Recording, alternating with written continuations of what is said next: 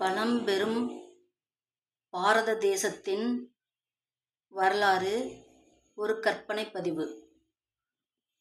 நாகரிகம் மாறி மாறி வந்திருக்கு பல காலகட்டங்களில். அந்த ஒவ்வொரு நாகரிகமும் மாறி மாறி வரும்போது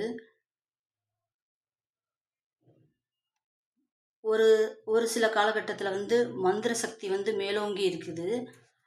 யந்திரம்னு செம்பு தகடில் எழுதி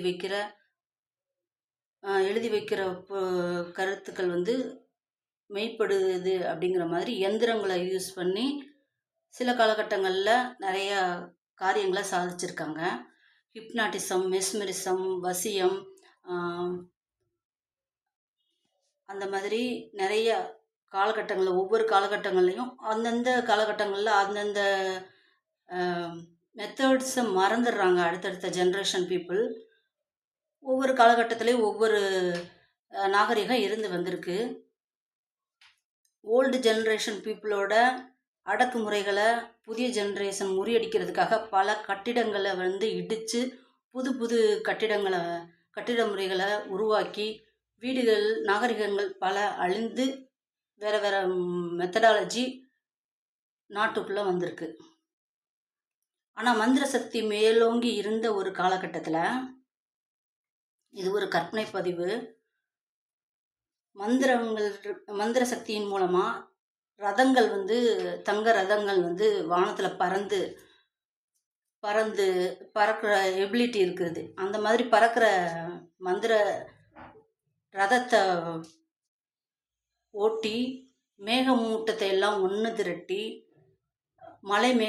மலைகள் மேலே கொண்டு போய் மலை மேகத்துக்கு மேலே அந்த மேகக்கூட்டத்தில் ஒரு மின்னலை உருவாக்கி தொடர் மலையை நிறைய எக்கச்சக்கமான மேகங்களை ஒன்று கூட்டுறதன் மூலமாக தொடர் மலையை உருவாக்கி அந்த தொடர் மலையின் காரணமாக அருவிகள், நதிகள் இதெல்லாம் உருவாக்கியிருக்காங்க.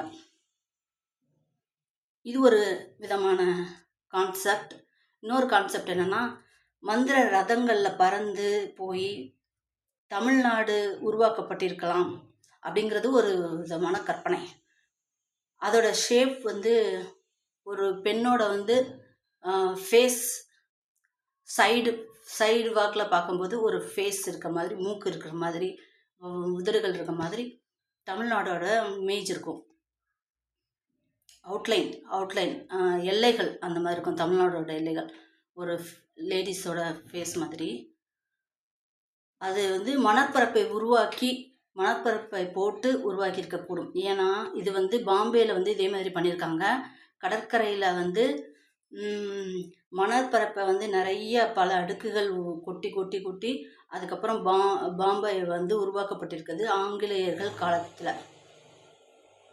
அதே மாதிரி வைகை நதி அதோட தண்ணியெலாம் வேஸ்டேஜ் ஆகுதுங்கிறதுக்காக டேம் கட்டி அதோட திசையே மாற்றி விட்டுருக்காங்க.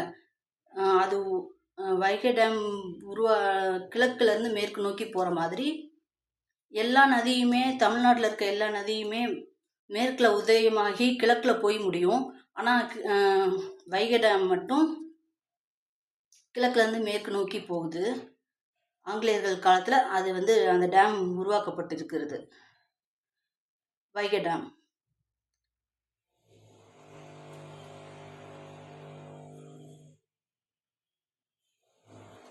அது மாதிரி இது ஒரு சில விதமான கற்பனை பதிவு.